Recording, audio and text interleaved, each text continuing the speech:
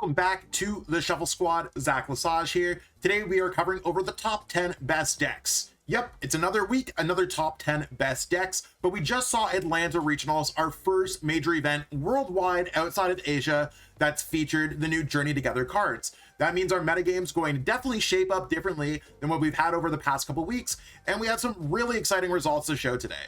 If you haven't already, give this video a like, share, subscribe, and of course, let me know what you think the top 10 best decks are. Is my list hot? Is it not? Spark a discussion. It does help boost the YouTube algorithm. And we're going to be covering over the top 10 best decks in format, sharing the lists, going over why they're the best, where they might be going, all that good stuff.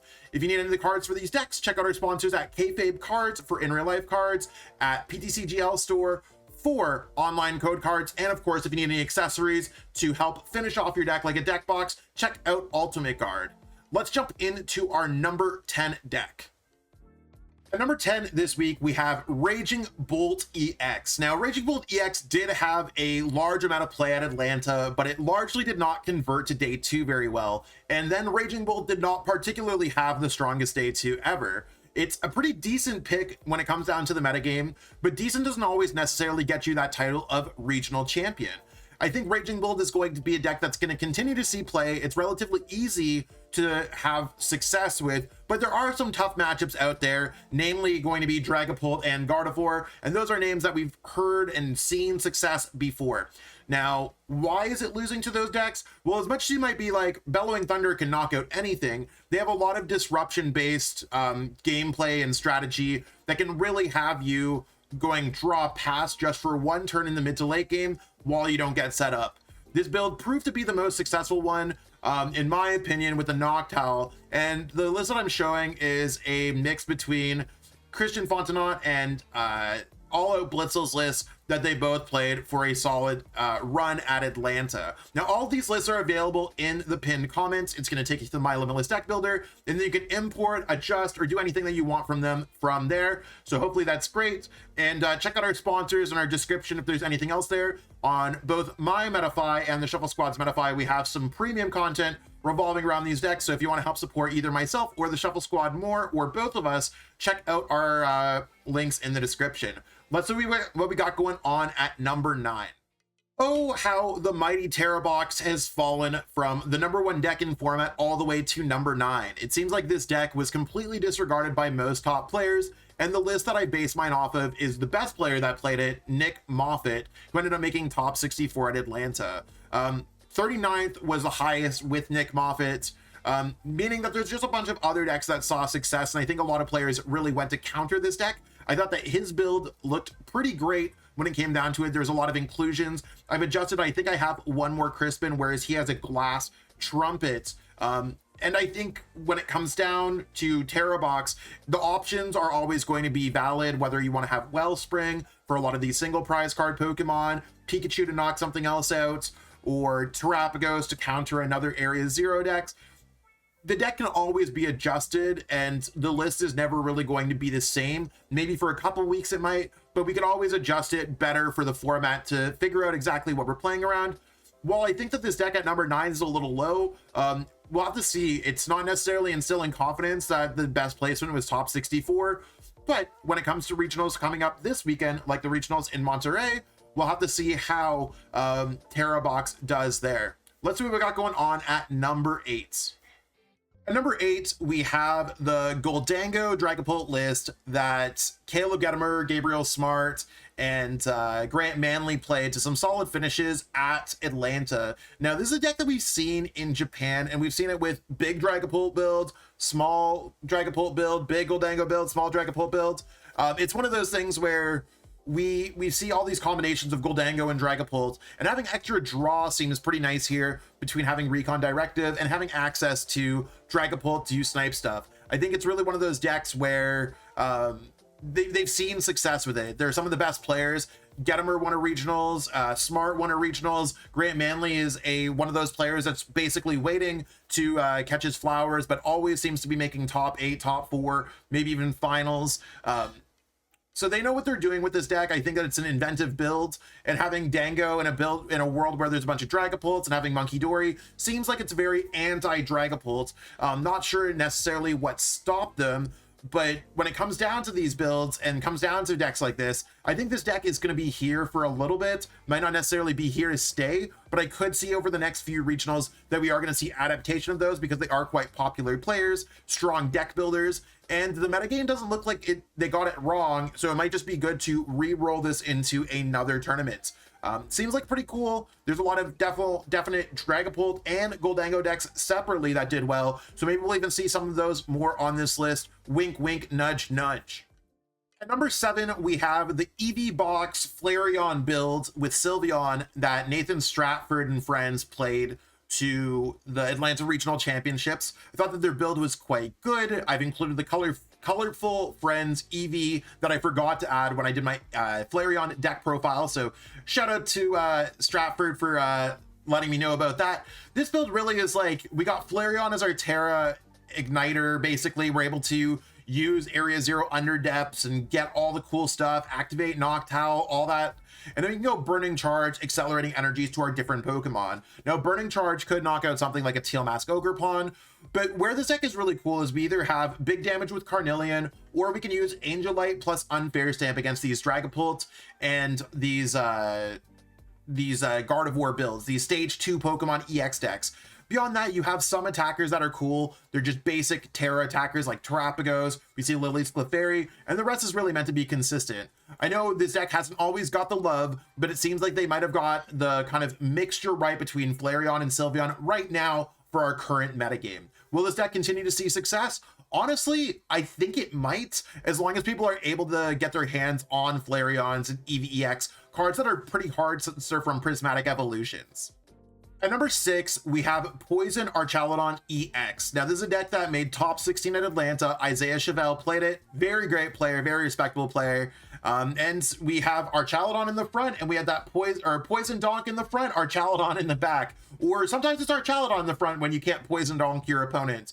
Being able to use Pekkarunt with Perilous Jungle, Ancient Booster Energy Capsule, and Brute Bonnet means that you could do 8 damage counters to your opponent's non-darkness Pokemon turn 1 before they even draw a card. That's enough to rip them to shreds. And if that's not always possible, or even if it is possible, we have Archaludon EX, a Pokemon that self-accelerates energies with Assemble Alloy that can also use that poison package to scale its damage to knock out pretty much anything you want in the current metagame.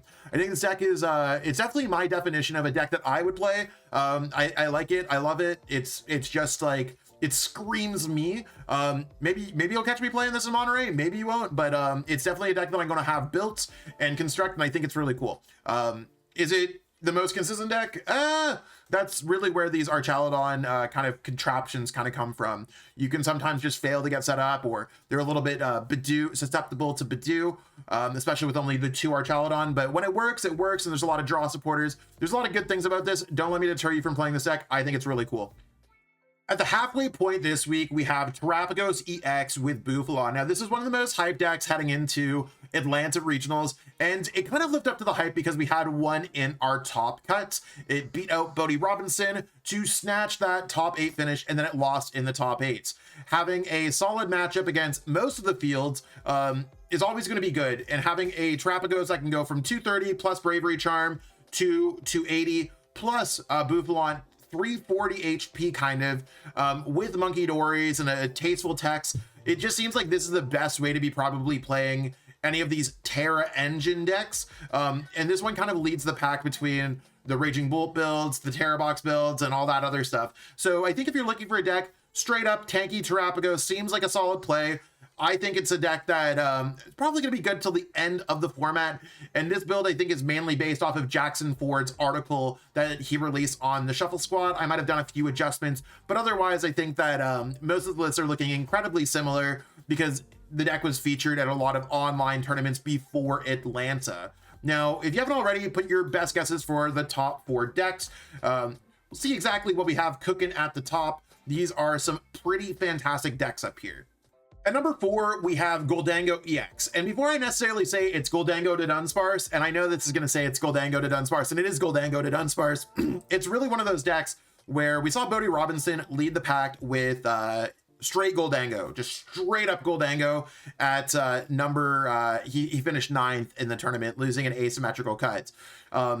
Most people played Gholdengo to Dunsparce, and it's probably because they wanted to have answers against Cornerstone. So maybe Bodhi, he risked it and was rewarded, and maybe these other builds were. So I had to go with really where the majority of the builds were for this one. But I do urge you to check out Bodhi's list from the Atlanta Regional results on the limitlesstcg.com website.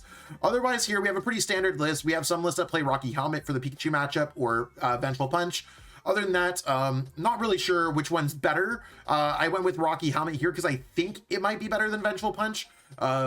Because it's every time you get damaged, and maybe that's more helpful with things like Monkey Dory. Maybe it's not. Maybe Vengeful Punch is a little bit better. We'll have to find out. I might adjust that going into next week. But being able to rip your opponent to shreds with Make It Rain, consistency of coin bonus, and with Runaway Draw seems to be unparalleled in this format. Is it better to play the Dunsparce or not? Let me know. We'll definitely have to see how the metagame grows over the next few weeks.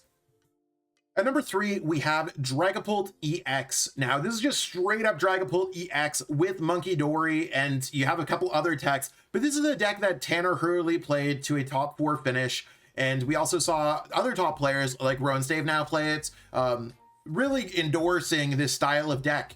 Do you need the Dusknoir? That's the big question. And as a player that's been playing Dusknoir myself in my Dragapult deck, it makes me question, how does the metagame actually shape up? Being able to use Phantom Dive and all that stuff, I mean, it should be pretty standard by now in our metagame. Dragapult's been out there, but we want to snipe our opponent's Pokemon, knock out the right things, and having counter catchers and boss seems absolutely fantastic.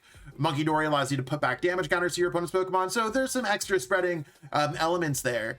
Genesect shutting off their A-Specs is pretty cool across the board with its ability, because there's not really a way to stop it like Lost Vacuum was before, making it a significantly better card. And now it's just really, is this the better Dusknoir build or the better Dragapult build? Is Dusknoir a better build? Is Monkey Dory a better build? Should you play both? Should you?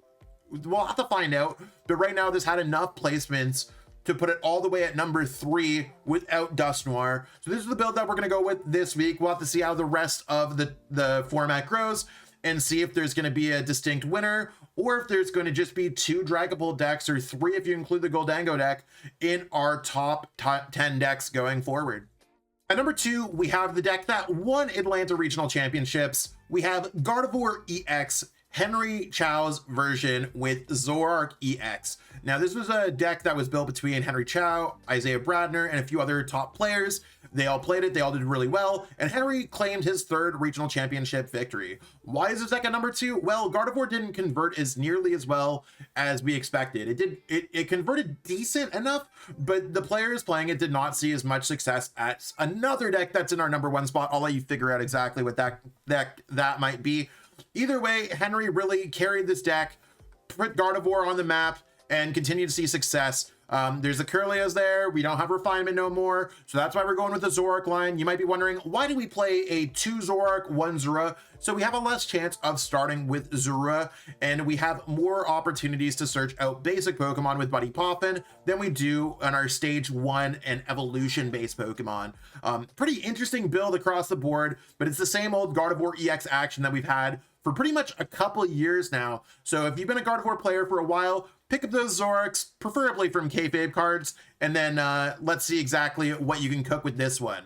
Now, the big question of the week is, how did the deck that won the regionals end up at number 2? That's because our number 1 deck of the week is Dragapult EX takes the cake with Dusknoir. Now, this is the build that Andrew Hedrick played to a 2nd place finish, and he just came 1st place at our last regionals and won NAIC, and absolutely like up there between the top 3 players in the game, being Henry Chow and Andrew Hedrick, and Brent Tonneson, I think, is our overall 3rd there, like absolutely just tearing up the game. And I think there was enough players that were playing Dragapult Dusknoir that saw success. This was the most successful deck from the regional, so that's why it surpassed Gardevoir. Gardevoir won the battle, but I don't know if it necessarily won the war. And sure, it's well positioned and all that great stuff, but we definitely have to give the credit where it's due. Dragapult converted incredibly well, and it was about 30% of day 2. So if you're really looking for a deck to kind of take you to that next level, or if you're looking for kind of my vote of confidence, this deck seemed to be doing better on average than any other deck, showing how powerful things like Badoo and Dusknoir and Dragapult really are. And some of the best players in the absolute game outside of just Hedrick coming second. We saw Ian Robb playing this deck. We saw Cal Connor playing this deck. Like, a lot of people played this deck. So I think that really Dragapult Dusknoir is probably the best way to play it, given everyone else playing it. But we'll have to see how the rest of the metagame shapes up. I think Dragapult's going to stay on top pretty much for the entirety of this metagame. And then we'll have to see what our next set, Destined Rivals, ends up bringing out. But for right now, we have Dragapult EX. List, love it. Lists are available in the pinned comments, so check that out there, and let me close things out. And that's what we got going on for this video today. I hope you enjoyed watching this top 10 best decks video. We have more great content coming up next week. I'm currently away in Mexico when this is being aired, so it's one of those things where I've pre-recorded some content for everyone to enjoy. The next 4 days of content are going to be awesome, and we're gonna kind of jump back, get everything all settled, so we have more great content in the future. Let me know what you want to watch. I'm the one who's basically creating everything and coming up with these ideas, so I'm always listening. Try to focus more on the competitive stuff, but we'll see. And if you're looking for any coaching, I do have some availability opening up next week, so I'll have to touch base then. Otherwise, I'll catch up with all of y'all later. Peace out, have a great one, and we'll have some more content out real soon.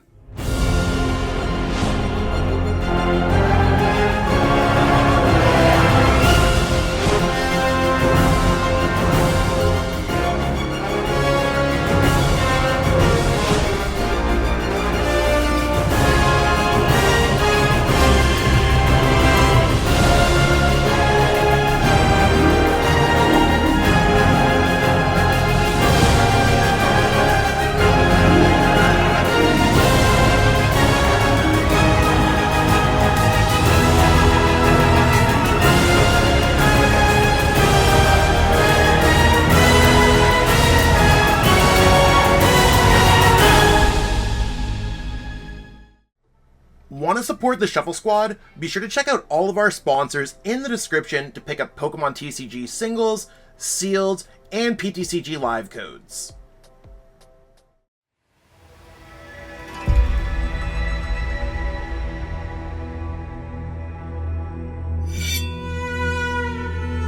Tabi no hajimari wa tsune ni michi e no ippo de aru. Sore wa yami e to tsuzuku. 初めの一歩を踏み出すには勇気がいる。そして旅の終わりには旅を始めた時の自分とは別人になっているかもしれない。旅に出よう。物語の次の章がお主を待っている。将軍の道を歩め。侍の箱とともに。アルティメットガードが送る冒険の第一章。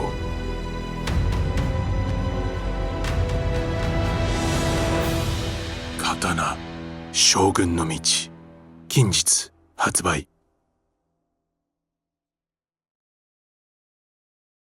Thank you so much for watching this video. I hope that you enjoyed the content that we have today, and maybe you'll click on one of these other videos, enjoy those videos too. If you haven't already, give this video a like, subscribe to the channel, and let us know in the comments what video you want to watch next.